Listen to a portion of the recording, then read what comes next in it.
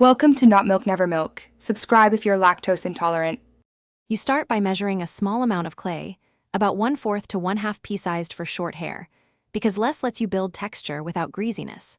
Rub it between your palms for 5 to 10 seconds until it softens and becomes slightly glossy. This activates the binder and makes application smooth.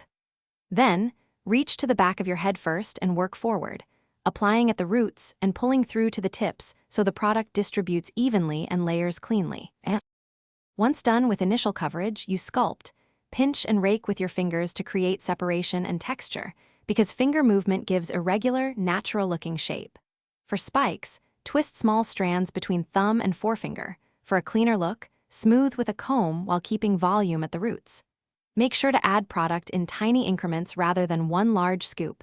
Clay stacks and won't feel heavy when layered. Finish by checking balance in a mirror and refining with. To finish, set the shape by lightly pressing sections into place.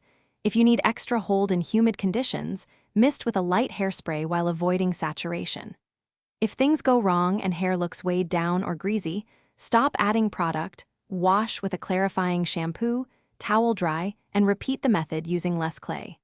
For flat roots, lift with your fingers and a quick blast from a blow dryer to reactivate texture. This restores volume without more product and keeps your style flexible.